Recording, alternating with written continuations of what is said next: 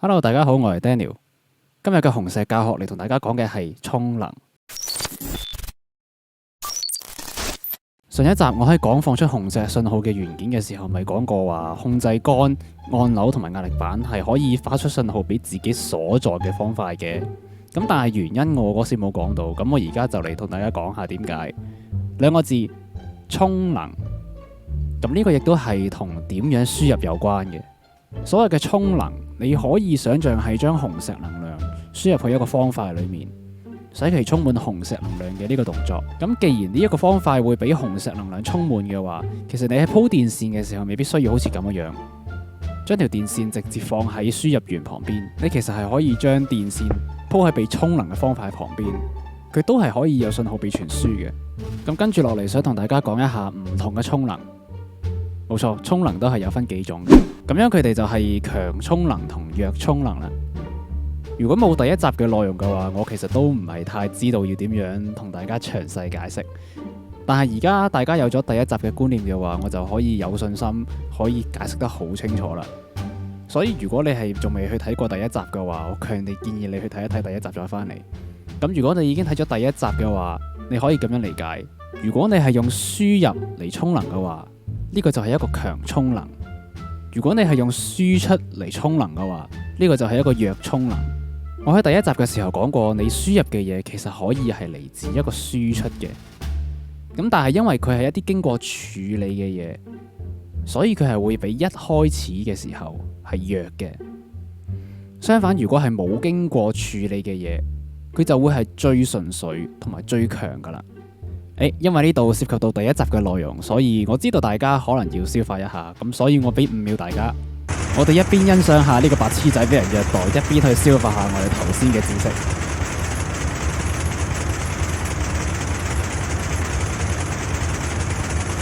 咁理論性嘅嘢就講晒噶啦，而家大家應該係可以一眼就分辨得到邊一個係強充，邊一個係弱充噶啦。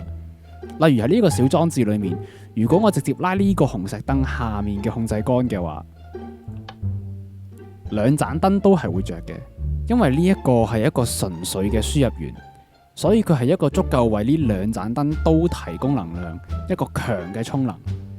而呢邊呢一個控制杆，因為你見到佢已經係進行咗一次 IPO 輸入、處理、輸出，所以佢只係足夠充能呢一個方塊，而唔足夠繼續提供能量俾呢一邊一個弱嘅充能。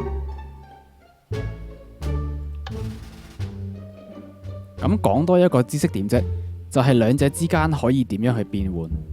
強充要變成弱充嘅方法就比較簡單，就好似而家咁做一個 IPO 嘅啫。咁主要想講一講弱充變強充，你可以喺兩個地方做一個手腳，就係喺處理或者喺輸出嘅階段加入一個強化紅石信號嘅元件。最常用嘅應該係中繼器，英文叫 repeater。如果大家有讀過資訊科技或者係工程學嘅話，都應該有聽過呢個名噶啦。咁呢樣嘢喺 Minecraft 裏面都存在嘅。咁關於佢嘅詳細原理，我會喺下集講。而家你只要知道佢係一個信號放大器就 OK 噶啦。好，又嚟到俾新手嘅停頓位啦。咁大家可以選擇喺呢度停落去，又或者繼續聽落去嘅。OK， 咁既然你選擇咗繼續聽落去，我就同大家講一個比較奇怪嘅充能，就係 BUD 充能。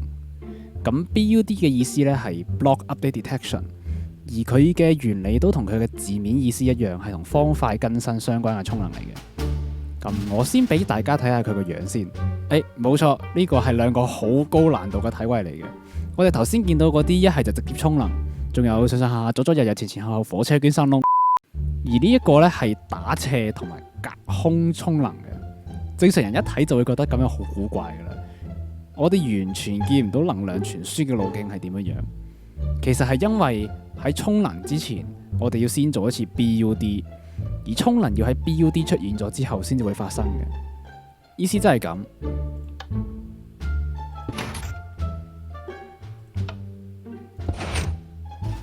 冇錯啦，好似咁樣放咗一個方塊之後呢，就會造成咗一次方塊更新，而系統偵測到今次嘅更新之後，就會充能呢兩個活塞噶啦。例如我第一時間諗到嘅應用就係2×2活塞門。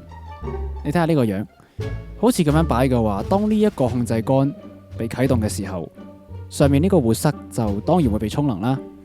但係同一時候佢都會作為一次方塊更新。下面呢個活塞因為佢係處於一個 BUD 位，所以佢都會跟住一齊啟動。咁樣嘅話，你就唔需要做好多其他教學都會教你嘅地下布線，你直接咁樣就可以噶啦。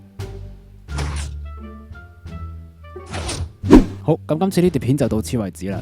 今次又難過上次少少下，因為我哋要開始將我哋學過嘅嘢融入過嚟一齊用，尤其係第一集講過嘅嘢。